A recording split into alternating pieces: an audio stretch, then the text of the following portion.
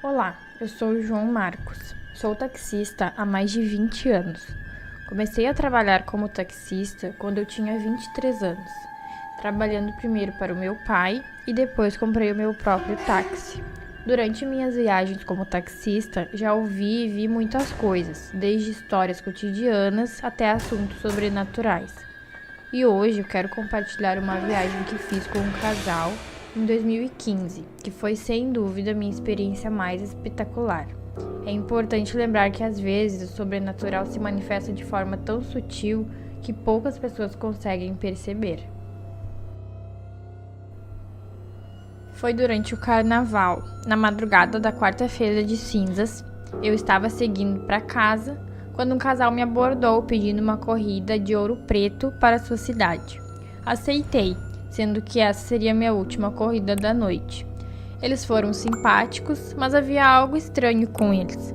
Quando passamos por uma cruz na beira da estrada, fiz o sinal da cruz e o rapaz perguntou se eu era supersticioso. Contei a ele sobre um amigo que tinha morrido em um acidente de carro ali no ano anterior. Ele deu risada e falou que eu deveria conhecer a casa onde eles moravam. Senti um arrepio e perguntei por quê. Foi então que eles começaram a me contar sobre alguns fatos sobrenaturais que aconteciam na casa.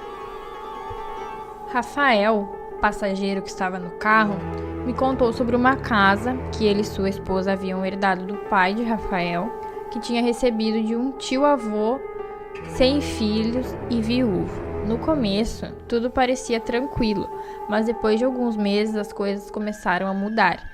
Eles tinham um gato que frequentemente ficava assustado e corria, como se tivesse sido amedrontado por alguma coisa. O gato também ficou agressivo. E preocupados com o comportamento do animal, eles suspeitaram de haver alguma energia negativa na casa, mas não sabiam como resolver o problema. Quando compartilharam sua preocupação com outras pessoas, foram ridicularizados e disseram que era coisa da cabeça deles. O casal começou a passar por coisas muito estranhas na casa. Começando com o gato assustado e agressivo, eles ouviram vozes e passos no meio da noite. Eles nunca encontraram nada quando acendiam as luzes. Objetos começaram a desaparecer e aparecer em outros lugares, e eles começaram a acordar com barulhos na cozinha, como se outros moradores estivessem compartilhando a casa. Eles tentaram lidar com isso, dormindo com as luzes acesas, mas mesmo assim, ainda ouviam coisas estranhas. Depois de um tempo, a situação começou a piorar, e eles começaram a ouvir vozes, passos, objetos desaparecendo e choros vindo do quintal. Em uma ocasião, eles viram um homem vestido de terno branco, sapato social e um chapéu tipo Panamá, mas ele desapareceu imediatamente. Certa vez, ao retornarem para casa, encontraram uma bagunça com um odor insuportável, mas na manhã seguinte, a casa estava arrumada novamente sem nenhum sinal de que alguém tinha entrado ali. Naquela noite, nada de estranho aconteceu, mas pela manhã haviam xícaras sujas na pia, o que era impossível, porque Valéria, que era a esposa de Rafael, nunca deixava a louça na pia para lavar no dia seguinte. E depois de tudo que estava acontecendo, Rafael e Valéria ficaram perturbados e não conseguiam determinar se aquilo era fruto da imaginação ou se inconscientemente eles estavam fazendo essas coisas. Por isso, procuraram a ajuda de alguém que se dizia capaz de ajudar. Quando essa pessoa chegou à casa, imediatamente se sentiu mal e com dificuldades para respirar, e precisou sair dali rapidamente. A única coisa que disse foi que as energias da casa eram muito ruins e que seria melhor eles se desfazerem da casa e procurar outro lugar para morar. A conversa me deixou arrepiado e um pouco confuso também. Quando chegamos na cidade, eles foram me guiando e chegamos na casa deles. Entramos em uma rua de terra batida e chegando em frente a uma casa bem bonita, apesar de estar um pouco afastada.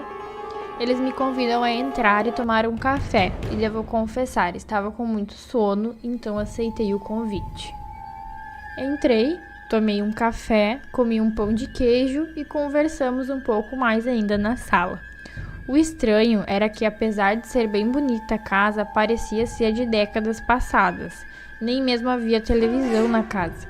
Pensei se tratar de um casal com costumes exóticos ou sei lá o que. Me despedi deles e voltei para Ouro Preto, que é onde moro, levando comigo uma história interessante de um casal que mora em uma casa mal assombrada para compartilhar com os meus amigos na praça enquanto esperávamos outros passageiros. Depois de alguns meses, fiz outra corrida para aquela cidade. E quando cheguei, já era final de tarde e me lembrei da casa de Rafael e Valéria, que tinham sido tão simpáticos comigo, então eu resolvi passar na casa deles para dar um oi. Apesar de a cidade ser pequena, não consegui encontrar o endereço, mas como sou observador, fui me lembrando de alguns pontos de referência. Como dizem por aí, quem tem boca vai a Roma. Então peguei informações e cheguei no bairro e na rua da casa. Quando cheguei a uma praça que tinha alguns equipamentos de ginástica, perguntei a algumas pessoas como chegar à casa de Rafael e Valéria. E surpreendentemente ninguém soube me informar. Mas eu compreendi que as pessoas talvez pensassem que eu fosse um bandido e por isso não quisessem me dar informações. Mas lembrei do caminho ao final de uma rua que ficava à direita da praça e segui até a estrada de terra batida.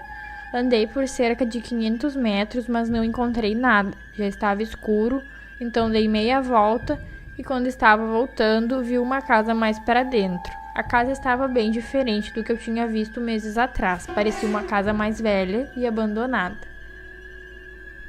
Como eu achei aquela situação muito estranha, resolvi sair dali e passei em uma lanchonete lá perto. Então eu perguntei a um funcionário sobre a casa que ficava afastada da estrada de terra batida para ver o que ele me diria.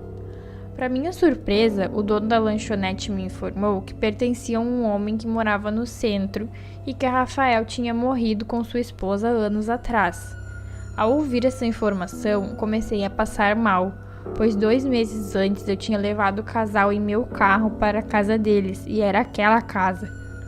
Enfim, eu prefiro não falar nada sobre essa história nem contar nada para ninguém, mas agora eu decidi me abrir.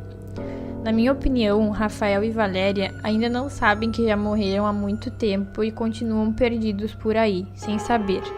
Até hoje não tenho certeza se tudo foi apenas um sonho ou se realmente aconteceu, mas tudo parecia tão real. Ainda me lembro de todos os detalhes da noite em que levei o casal, que já tinha morrido há muito tempo, dentro do meu carro.